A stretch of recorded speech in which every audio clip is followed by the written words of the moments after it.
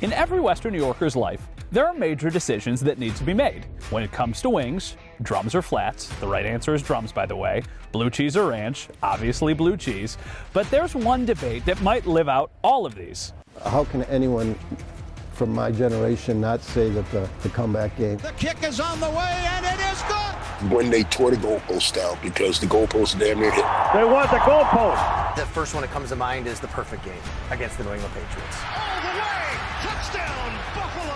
I don't think there's any question in my mind that the 51-3 Raiders game is number one. Throws to Roston for a touchdown! What's the greatest game ever played inside the stadium?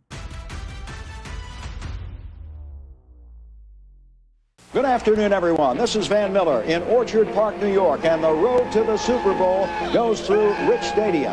Holy mackerel, they did it again! Fasten your seatbelts. It's playoff time. Touchdown! Touchdown! Touchdown, Buffalo! Where else would you rather be? Allen back to throw, gonna run it, keep it himself to the 40, jumps over a man. Touchdown! It is bedlam. It is pandemonium. It is pandemonium. It is fantastic.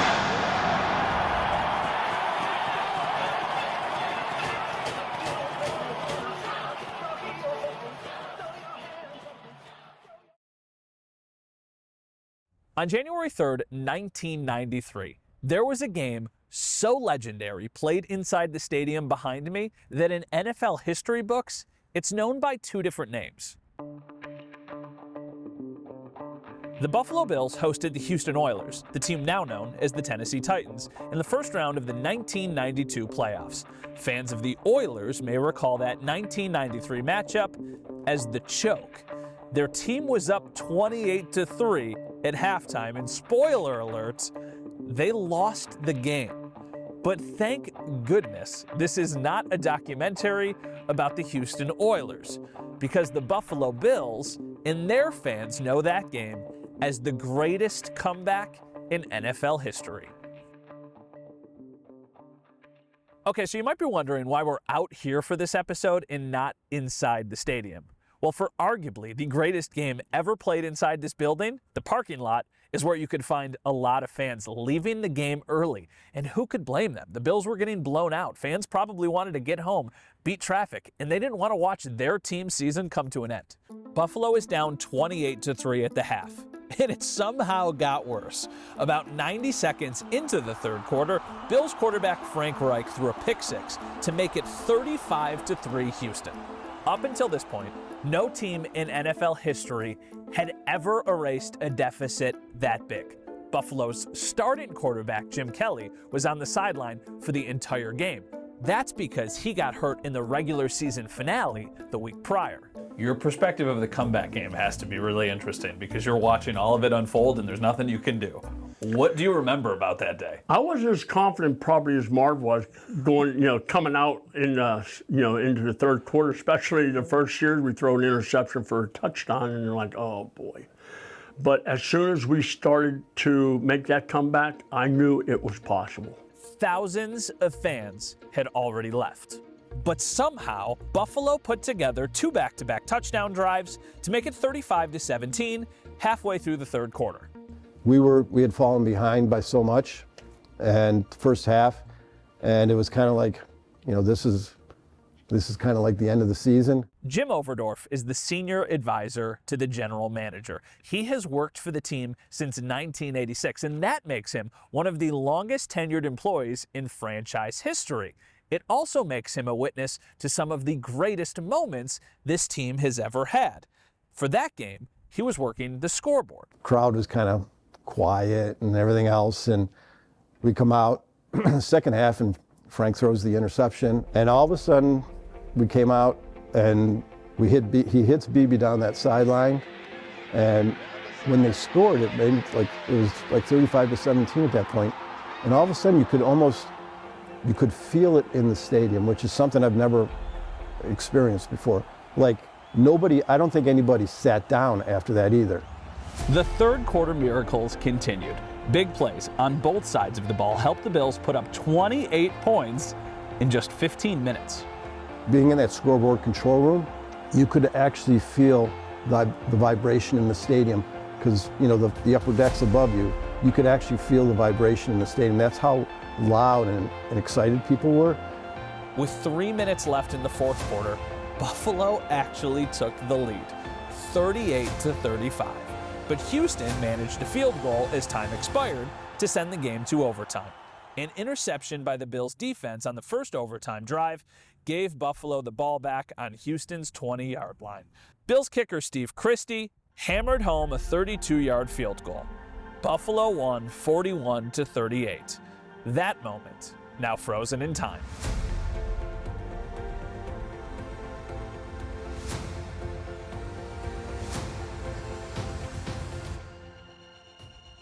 It's just the smiles on my face because even though I wasn't the quarterback in there, I had so much confidence in Frank and the guys that we had on that team that this is pretty good. This could happen. And just every single little thing had to work in your favor in order for that comeback to happen. And just at the end, the field goal kick, and just, it was awesome. I'll never forget. Of course, nobody will ever forget that thing. Frank, how many times do people come up to you and tell you, I was at the comeback game? Or, oh my gosh, Frank, I need to tell you the story about the comeback game. How often does that happen to you? So many times. It's crazy. Like, it feels to me like it's happened more than 80,000 times. And I don't know how that's possible. It feels like I've signed 200,000 tickets from people from that game. And of course, everybody stayed and nobody left at halftime. I asked Frank Reich about his memories from that game. Most of what he remembers came from after it was all over, when he and the Bills could breathe a sigh of relief. You know, for me after the game, you know, looking up at my family, you know, in the stands, there's 20 or 25 people all right together. They're all wearing the same blue coat with the little Bills logo on it. And, you know, just that moment, you know, what it meant to share that with the family. And then obviously getting in the locker room with the guys and sharing that experience in the locker room was pretty cool. And obviously when Steve Christie makes the kick and we're celebrating on the field and everybody's running out, that was a pretty crazy moment as well. Is there anything from that day, like weirdly, that you remember? Like a part of the day or a part of the game that you're just like, wow, I can't believe that I still remember that?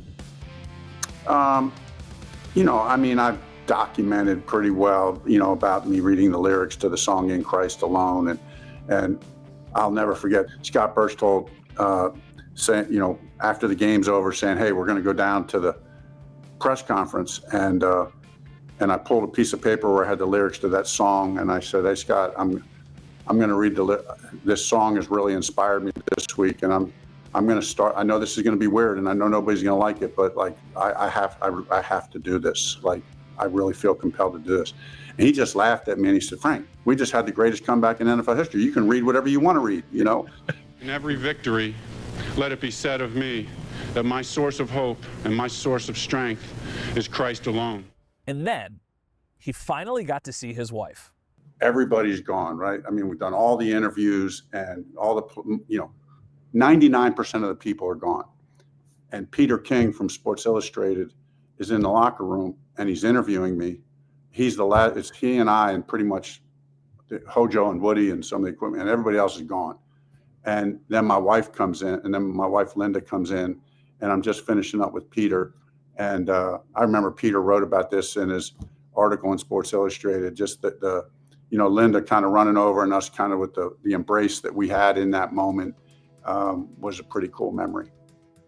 We found that Peter King article from 2018 when he was getting ready to retire from Sports Illustrated. He wrote, "Thank you, Frank Reich, for the 41-38 comeback to beat Houston in the wild card playoff game in 1992. Talk about memorable. A backup quarterback erasing a 35-3 lead and winning a playoff game.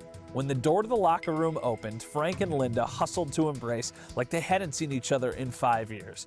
I love you," Linda said, and I bet 15 seconds passed before he said anything. Praise the Lord were Frank Reich's words. That was a moment. A moment this fan base and franchise will never forget, and something they will take with them long after the stadium behind me is gone. That game was unbelievable to me. To not be able to say that that was one of the most momentous times in Buffalo Bills history, I mean, that just is so vivid in my mind. Steve puts it through and everybody's just like, it was just bedlam. I mean, it was bedlam. So when I think of the comeback game, I think of two different things. I think about my dad swearing that he was there, but he is hardly alone. There are hundreds of thousands of people in Western New York who have claimed that they were at the game.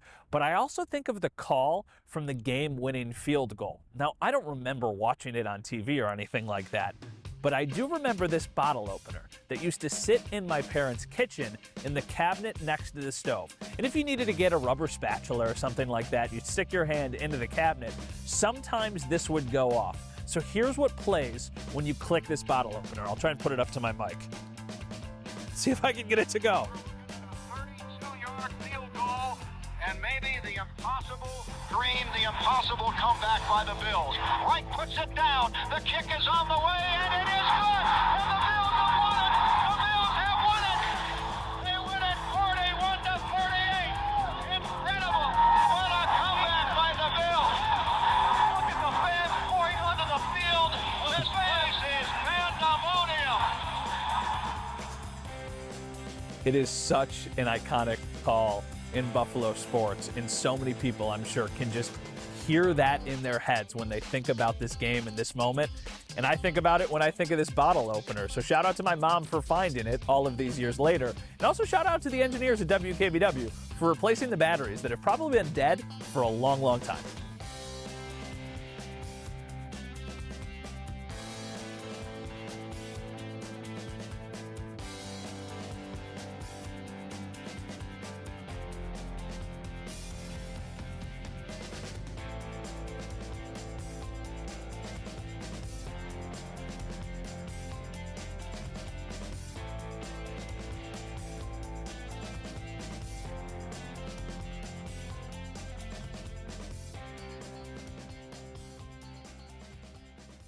So the comeback game is legendary enough to have two different names. But there is another game in Buffalo Bills franchise history that is so legendary, all you need to do is say the final score. 51-3? Yeah. That's not even, how's that even possible in an AFC championship game? I don't think there's any question in my mind that the 51-3 Raiders game is number one. As great as the comeback game was, and it's historic and all that, but I still point to the first AFC championship game. What are the stories you remember from that day, 51-3? It was magic. It's January 20th, 1991. The Los Angeles Raiders are in Buffalo for the AFC championship game. The winner punches their ticket to Super Bowl 25 in Tampa, Florida. The Bills, up until this point, had never been to a Super Bowl. The value of that game at that moment can't be overstated. It's one thing to know, in hindsight, they went to three more. At that moment, you're thinking, this may be the only time, right? The AFC Championship game wasn't exactly unfamiliar territory. In the 1988-89 season, the Bills made it to the Conference Championship, but fell to Cincinnati 21-10. Things were a little different, though, 2 years later. Not just here in Buffalo, but all around the world. It was the start of the Gulf War craziness. It was weather. It was 51-3. It was the Bills going to the Super Bowl. I mean, all that insanity in one game, all on display where how dominant that Bills offense was. A must-see game, to say the least. I camped out in this parking lot for tickets my senior year of high school to go see the Bills play the Raiders 51-3. They go to the AFC, in the AFC Championship game to go to the Super Bowl. And what I remember about that was I was a senior at Cleveland Hill High School. There were all these cameras, just like you guys are having cameras on me right now. I wanted to be in front of the camera. And the news stations were doing stories on all these people camping out for tickets. And I remember getting in front of a camera and going, yeah, let's go Bills. Well, I get my tickets. I go to school that day. I get a call to go down to the principal's office. He calls me in and Dr. Dempsey says, you know what? I saw you on TV today. Did you get good tickets? And then he closes the door and he says, I think it's great, but all your teachers saw you on TV and know why you're late for school this morning. As if a chance to play in the biggest game in football wasn't enough motivation, there was a moment that happened before the game that gave the Bills just a little extra spark. You know, pregame I usually would go out I'd go out through the tunnel and just stand on the sideline for a little bit and then go up. And there used to be, I don't know if you know this, but there used to be like a regular phone in the tunnel area, okay? And as you know, we were playing the Raiders, and a very well-known player at the time for the Raiders just so happened to be on the phone, and he was actually telling the guy who was doing their forward planning for the Super Bowl trip what he wanted, what in his room and everything else. And some of our players heard that, okay? And they came out and they were like, yeah, okay, you think you're going to the Super Bowl? Well, I mean, that game wasn't even close. Less than 4 minutes into the game, a Jim Kelly touchdown pass to James Lofton had the Bills up 7-0. 2 minutes later, the Raiders kicked a field goal to make it 7-3. No one knew it then, but Los Angeles wouldn't score another point. At the end of the first quarter, it was 21-3 Buffalo. It wasn't too long into the game, we were up 2-3 touchdowns. And it was magic. It was every time whatever we did, even though it was cold as ever, everything we did seemed to work. And the know-how-to offense was in full swing, of going well.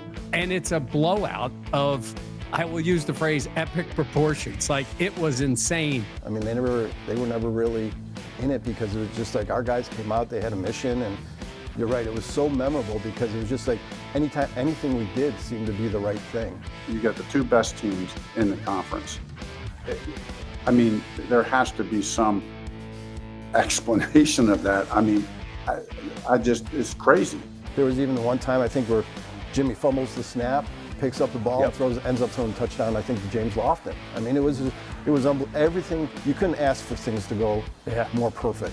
You know, winning 51-3, you know, of course, growing up when I was one of those little kids in the backyard, and I was dreaming about leading my team down the field with 2 minutes to go in the Super Bowl and winning it and all that, and knowing that we just beat the Raiders 51-3, and we're going to our first Super Bowl. And to just have that game over at halftime and the way the crowd celebrated for basically, I don't know, 2 hours straight when they knew the game was over. Never anything like it. Thought that team was going to waltz into Tampa and win the Super Bowl. That didn't happen, but it's rare to see a game like that. What I remember about that game is the chants that went on in that stadium. Thank you, Bills. Thank you, Bills. Super Bowl, Super Bowl. And thank you, Ralph. Thank you, Ralph. And that was unheard of years before, thanking Ralph Wilson. It was 41-3 at halftime. It was a party for the entire second half. And I do think there was just something about the home field advantage of Buffalo in Rich Stadium. Late in the year, we just knew was bigger than any place else in the NFL. That was so incredible to be in that stadium that day and to know really in the second quarter that the Bills are going to be flying down to Tampa to play in their first Super Bowl. When you talk about the game with Houston and the comeback, it was a horrendous first, 2 hours for Bills fans, a lot left. And then for them to come back and the way they did it will always be remembered. But this is to go to the Super Bowl. And I don't think it's diminished at all by them making it 3 more times because there was still nothing like that game. And for me, that was everything I've ever dreamt about as a kid. I mean, I never dreamt about the Hall of Fame or anything. I dreamt about playing in the NFL. And then, of course, the ultimate was leading your team down the field to win a Super Bowl, of course. But to be able to do that, and then celebration afterwards, and just having fun and knowing that, wow, finally made it. 51-3 remains the largest margin of victory ever in an AFC championship game. But maybe your greatest memory inside the stadium isn't the comeback game, or it's not 51-3, and it's something completely different. Maybe you weren't even alive for 51-3 like me, but there is no denying the significance of that game because really, that put the Bills on the map. It didn't happen overnight, but it happened pretty quick after that. Every time we took the field, we thought we were going to win. And it didn't matter what the score was in the fourth quarter, we were going to come back and we were going to win this game. I got the chance to see some of the most unbelievable things you ever want to see. Oh my word, those were some fun times, even after the game. Yeah, we had a lot of fun. The camaraderie that we had, those teams, that we had. And I think the fact that we practiced in that stadium every day made a difference. Definitely some great memories. It was just the beginning of what ultimately would be a 4-year domination of the National Football League, filled with multiple players who now have their names in the Hall of Fame. The Super Bowl era and the role this stadium played in it. That's on the next episode.